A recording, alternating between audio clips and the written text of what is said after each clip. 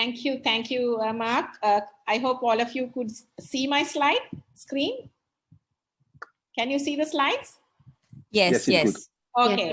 A good day to all of you. I'll quickly straight away dive into the presentation, and thank you, Transport Events, for inviting me. And also, it was very interesting to listen to different perspectives from all the ladies and the gentlemen. I'm really honored to be part of this. So as Mark mentioned, WILAT is Women in Logistics and Transport. So before I delve into Women in Logistics and Transport, even Maggie also alluded to it a little bit, I will talk about briefly, quickly about our industry. We all know our industry is a very essential, important thing, especially ever than before because of COVID. And our global market value was $6.6 trillion. I'm sure it will go up, although there is a dip in the volume. 12% of the global GDP pre-COVID, these figures were. And our market is expected to be $12.3 trillion by 2020. So we all know our industry is growing, although it has got a setback because of COVID. And male dominant, high physical effort, long working hours, female unfriendly. Because we all think that it is not good for women because we have the perception that we need a lot of physical effort to do that. And I put this picture deliberately. This is Sri Lanka's first female gantry crane operators. First in the South Asia, 12 female gantry crane operators we have in our Sri Lanka Ports Authority operating between 30 to 50 container movements per hour. They do that. So that's, we have already broken the challenges that we had in a particular area. We also know it's a very dismal future that we are saying. Global Gender Gap Report 2021 reveals that it will take 135 years. I want to quickly move away from this slide because it's not good. But nevertheless, despite all the barriers that all of you spoke about, the societal outdated laws, the access to markets, finance, know-how, information, whatnot, there are so many barriers we all talk about. But I want to be positive, and I wanted to think amidst the barriers and challenges that we have, that is where the opportunities lie. And that is why a progressive organization like CILT, which is 102-year-old organization, a global professional body catering to professionals in supply chain, logistics, and transport, realized that you need to give up, consider the women's contribution to the industry, because we had a very, very small percentage of women. So, I mean, this is one of the male supporters, because we cannot go on this journey by ourselves, cribbing about it, complaining about it. But this is one such gentleman, International Vice President from CILT, who supported the formation of WILAT in Sri Lanka. Although my role is global, I founded the local role as well. So I am now the global chairperson, WILAT present in 28 countries. So we see so many unconscious biases, various harassment, discrimination, wage gaps we spoke about. Why do we have a wage gap when there is the same skill that we all possess? So despite all this, CILT took a very bold progressive step. In 2008 at the Malta conference, they decided the idea was mooted. And in the next 2-3 years at the convention, in 2012, Professor Alan Waller at the Birmingham conference, he decided to support formation of WILAT globally. And by that time, our first WILAT was formed in Nigeria. So in 2013 in Sri Lanka, at the Global International Convention, we formed the WILAT movement, and Maggie was there at the momentous occasion as well. So when we set up WILAT, what was our vision? What do we really want to achieve? Where do we want to go? We wanted to be the most sought after for advocacy, professionalism, empowerment of women in supply chain and logistics and transport. Because our industry is very broad. It has many verticals, many more transportation modes. So we are covering the huge area in the supply chain. So there was so much opportunity. Certain areas you see more women, certain areas you hardly have any women. And as an engineer, I know the struggle that I had to go through when I was working in different organizations, even when I was doing internships in companies. So our mission, therefore, to promote the status of women in logistics and transport, to bring together those who support talent, career development of women. Because we realize in Sri Lanka, we have less than 3% women in the transport and logistics. But through our activities of which we have done in WILAT, I mean, same situation is there with other countries in the global world as well. We were able to increase the female representation in the CILT membership to 30% now. I'm so happy to say that, because I was the former CILT president of Sri Lanka in the past 2 years, and I was the second to be appointed as a female as the president of CILT. All this happened because of the work that we did through WILAT and the change that we made and the impact we made to the industry, and we got noticed. So therefore, your capability has to be shown. You cannot creep that you are a weaker sex. I mean, I don't agree that.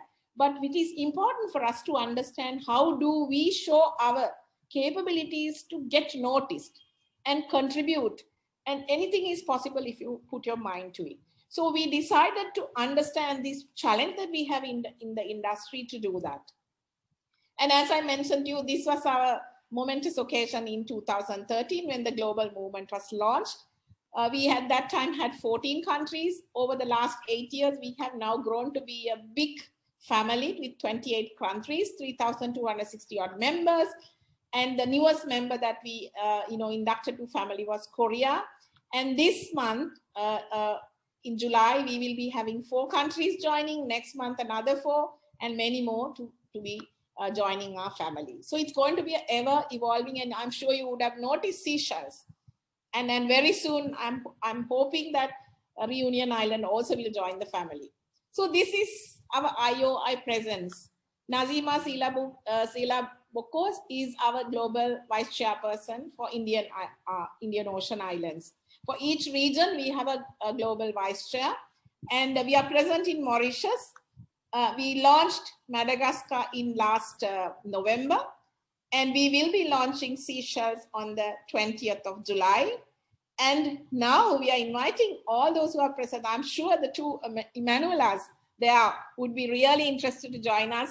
So I would like to invite both of you to join us and create history in Reunion Island as well. So this is how we launched it, the flyer and the press communications that the coverage that we got in the island. So our presence in Indian Ocean Islands is quite good. So I would urge all of you, join this global family, ever expanding global family, and create value for your personal development as well as for the people whom you impact around you.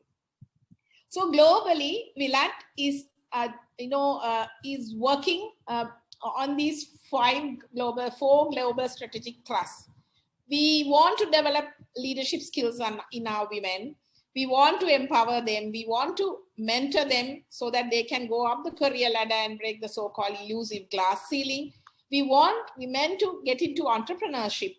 Even while you're in the corporate environment, you can become an entrepreneur. You can have entrepreneurial skills which will help you to do things differently, challenging the existing status quo. And also in our African countries, they have a very successful corporate social responsibility program to increase mobility. They donate sustainable bicycle donation program using sustainable materials and all that. So that is something that they are proud of. And mentorship was actually pioneered by Sri Lanka. And I'm very happy to say that I was part of that in 2014, which when I was the chairperson of WILAT in Sri Lanka, we launched it. And so far we have mentored 200 plus young women and under the guidance of senior women and men from the industry who are taking them through all the challenges in the industry in a structured program over a period of a year, and then we identify and motivate them during the year in a structured manner. So when I was appointed to this global WILAT chairperson role, I actually prioritized 5 areas to work on. We realized that we need to grow members within the countries and regions because we cannot only be confined to one area. We had to grow reach across sectors. As I mentioned to you, we had our coverage is quite vast in our CILT portfolio: aviation, maritime, land transport, freight forwarding, supply chain, in the whole works, right? And then different verticals in different industries, users, providers of logistics, transport, passenger and freight. So it's a huge area, the length and breadth of sectors that we have to cover. We need to be present there. And also we have to reach out to areas we are not present in CILT. So CILT is currently present in 37 countries and we are present in 28 countries. So we are looking at new countries to move on. And Caribbean islands, our presence in North America, American continent is not very good. So we will be launching Caribbean Islands WILAT on the 21st. So like that, we are reaching out to areas we were not present before. And we are also in the process of developing partnerships globally and locally. In fact, I'm happy to say we've had some discussions with DP Global and then Maersk and the Port Association of Indian Ocean Islands to work with WILAT on capacity building. Education is a great equalizer for women. So if you are, skilled and your competencies are high, you can go up the career ladder. So we are working very closely with our community to drive capacity building. CILT already offering programs through the CILT portfolio, but we are specifically looking at capacity building, which I quickly will take you through.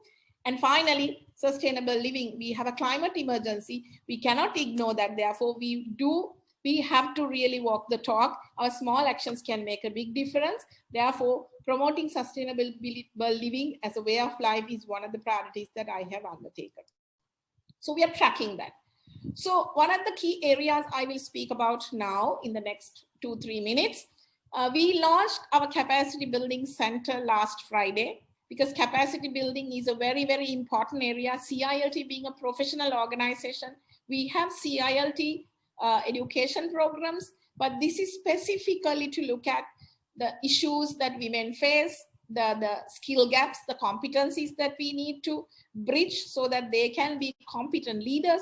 So with that in mind, we developed this capacity building center program portfolio, and we already, prior to the launch, we already conducted one program, leadership program, and the objective being to develop leadership skills, entrepreneurship skills, and also to increase the female talent pool in the industry through our various CPD programs that we are going to run.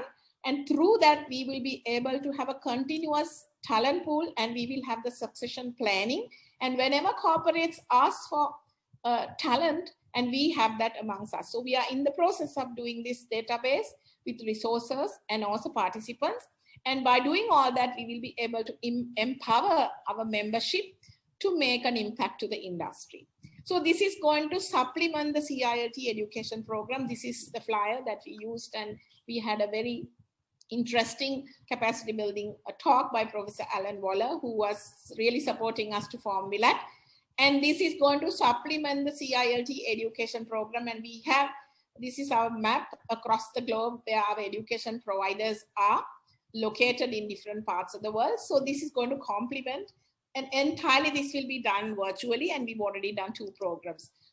So fully endorsed by CILT, we've done one program for leadership, another program for on sustainability leadership, which we are in the process of doing it, the 8th session. Everything on Wednesdays, 2-hour program we run virtually.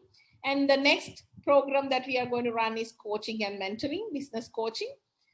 And virtual capacity center would be the glue that binds the entire, it's our USP. We wanted to identify women capacity building as our strength, and we understand what women want. Therefore, we, together with the support of CILT, we have an advisory board to work with us. And this program is globally offered because digitalization has made us really connected more than ever before. We are talking to each other more than ever before now. So this is actually, COVID came in as a blessing in disguise, although it was an unfortunate situation for the entire world, but we made use of that opportunity to really start these programs. And this program is now globally offered and plug in locally, and already Central Asia has translated this program, and then they're running the program in Kazakhstan with USAID findings. So if you want more details about our program, visit our wilat.org website, and you will be able to get more information and about what we do as well. So just, this is what the program that we run, the details. We had 20 participants, all sponsored by corporates.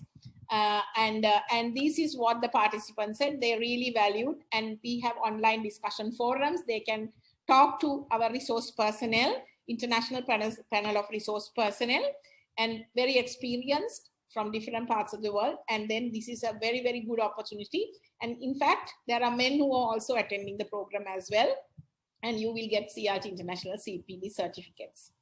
And unfortunately, because of COVID, we cannot do this study tour. But if the COVID situation, next program, if the COVID situation improves, we'll be doing the study tour as well. So this is the current program that we are running now, which will be finishing in the next 2 weeks. And this again has 2 parts. We will, again, this time we had a bigger participation, 28 class size here. And we are running sustainability. It has become one of the key areas which we really need to work on, one of my priorities as well. So this also has got very good participation and engagement, and we are continuing there. So with that, I will stop. So we felt education is an important part, and that is the forte of CILT as well. So if you really want to increase the female participation in our industry, only way you can do is make women more capable. You know, they are coming out of universities more than the men now in Sri Lanka. 60% women coming out of universities, but unfortunately, the economic participation of women is still 33%. So we have 52% of women in the country, but only 33% take part in the world of work. So there must be something that we need to do in order to increase that, and especially with digitalization, these education programs that we run through WILAT, hopefully we'll be able to increase the number of people getting represented in the industry as well. So thank you. Maybe later on I'll ask questions as well. Answer.